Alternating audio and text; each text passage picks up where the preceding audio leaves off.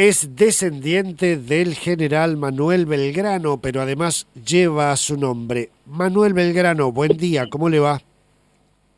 Muy buenos días, muy bien, un saludo a toda la audiencia. ¿Cómo están ustedes? Bien, muy bien. Belgrano, cuando uno dice el ideario de la Revolución de Mayo, tiene que reconocer el protagonismo de su pariente, de Manuel Belgrano, porque allí estuvieron expuestas las ideas que aportó este hombre, ¿o no? Sí, así fue. Belgrano fue uno de esos revolucionarios ilustrados desde que volvió, digamos, de estudiar en España, que realmente hizo propuestas de educación muy avanzadas, de economía, por eso se lo reconoce como también el primer economista del país, y algunas prosperaron y otras la corona no las aprobaba.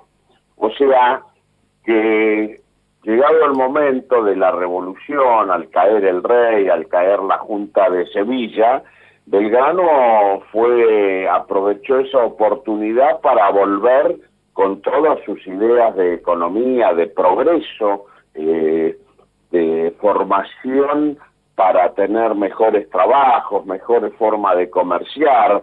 O sea que fue una persona que tenía justamente ideas de avanzada y las quería para estas tierras, y era su tierra, ¿no?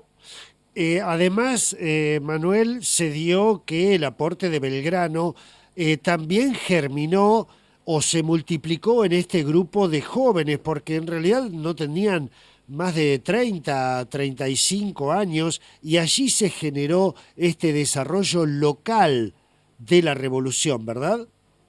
Exacto, exacto. Por supuesto que lo acompañaron otros personajes que estaban de acuerdo con sus ideas, como ser Castelli, Nicolás Rodríguez Peña, Hipólito Yrigoyen, Hipólito Vieites, no Hipólito Yrigoyen, Hipólito Vieita.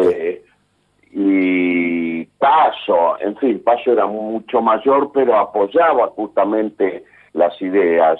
O sea, que realmente eran ideas que tuvieron muchísimo consenso. Sobre todo, casi todos eran universitarios que tenían cierta educación y sobre todo lectura, donde podían leer cosas, libros que llegaban de Europa. Entonces tenían cierta información que sobre todo hubo una gran influencia de lo que fue la Revolución Francesa y sobre todo la lectura de los libros de los fisiócratas, de los liberales, donde había nuevas ideas, y eso realmente fue sumamente importante, Be- sumamente importante. Además de ser un intelectual, un estudioso, un economista, un jurista, también era un hombre de agallas, Belgrano, porque uno tiene algunas informaciones sobre cómo le pide al virrey que renuncie, que no sé si lo hace de forma muy elegante. ¿Qué información tiene usted?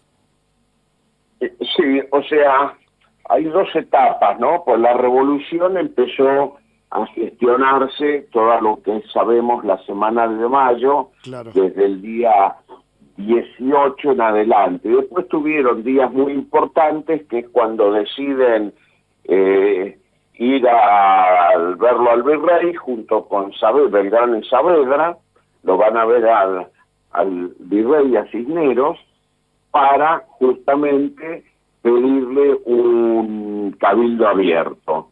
Y por otro lado también ven a otras gente importante, a los síndicos de primer voto, lo va a ver que justamente Castelli. Y se da el cabildo abierto el día 22 de mayo. Y el 22 de mayo, por la noche, termina constituida una junta.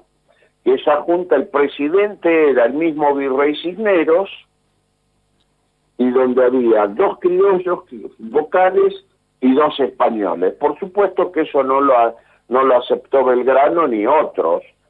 Y entonces, en las deliberaciones, que eso sale, o sea, el 22 sale el 23, el 24 deciden, en una reunión en lo de Rodríguez Peña, Belgrano justamente le dice a sus compañeros, apoyando la mano en la cruz de su sable, y le dice: si mañana a las 3 de la tarde el virrey no ha renunciado, lo sacaré con mis propias armas. O sea, era una persona que era decidido, sabía muy bien lo que quería hacer. Y el virrey renunció en la mañana del día 25, y es como después se constituye nuestro primer gobierno patrio, con un presidente que era Cornelio Saavedra, 2 secretarios de guerra, Mariano Moreno, y de Hacienda, Juan José Paso, y 6 vocales, que era Castelli, Belgrano, Matei, Alberti, Larrea, Juenaga. Claro. Le recuerdo a la audiencia, 9 integrantes. Que estamos hablando con Manuel Belgrano, descendiente del prócer. Manuel, 2 últimas preguntitas para no molestarlo más. La primera tiene que ver con lo familiar, con la intimidad. ¿Cómo se fue en la familia Belgrano transmitiendo de generación en generación la información, el conocimiento sobre el general? Bueno, algunas cosas hubo un par de historiadores en la familia, Ajá. pero digamos, Belgrano siempre fue una persona muy pública, o sea que la gran información no viene en forma familiar, sino que viene por medio de los historiadores que se han preocupado por estudiar nuestra historia y por difundir. Claro. Pensemos que la primera historia de Belgrano la escribe Mitre allá a mediados del siglo XIX, donde también hay memorias de distintos personajes, donde Belgrano es un personaje central, como las memorias de Arao de la Madrid, las memorias de Lorenzo Lugones y otros. O sea que la gran transmisión es guía de historiadores y no por la familia. Claro. Eso fue así. Perfecto. La otra que me gustaría destacar, así como lo hicimos hace un rato con San Martín y su relación con las mujeres en su vida, me parece que también hay que destacar la concepción de igualdad que tenía Belgrano con respecto a las mujeres. Hay por allí una mujer afroargentina reconocida con grado militar. Creo que Belgrano tenía una posición muy clara sobre esto, ¿no? Sí, bueno, Belgrano fue el primer promotor del rol social a la mujer, desde el consulado, justamente. Belgrano dijo justamente que la mujer es la primera que se tiene que educar. Pues en esa época no tenían derecho a educarse la mujer, solamente podía ir a una escuela un hombre, no las mujeres.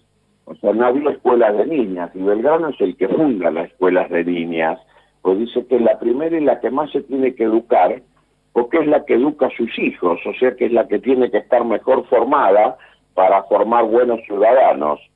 O sea, el concepto de avanzada que tenía. Absolutamente. Y tanto es así que, bueno, funda las escuelas para niñas, y después, en la guerra, después de 1810, siguió con el mismo concepto, y a la mujer la reconoció absolutamente siempre.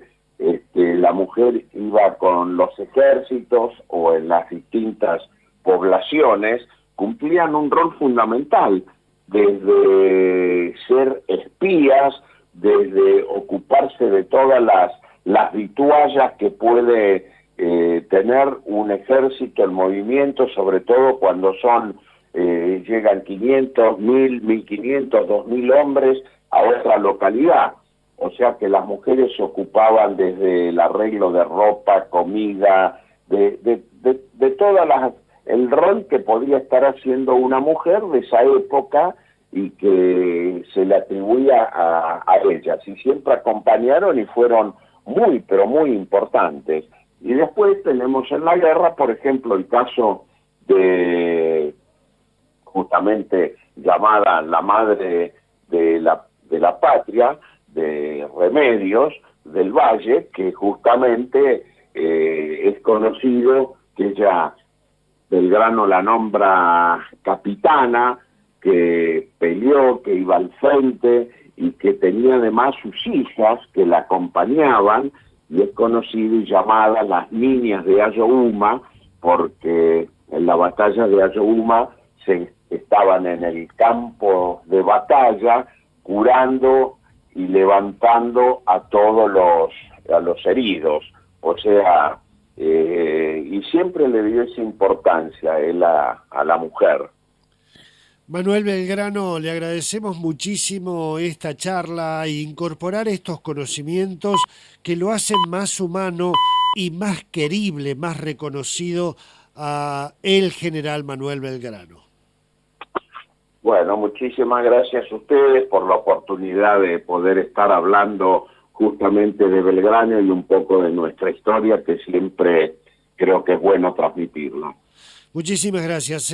Así estábamos hablando con Manuel Belgrano, descendiente de nuestro prócer, es chosno, es decir, nieto de un tatarabuelo del general Manuel Belgrano.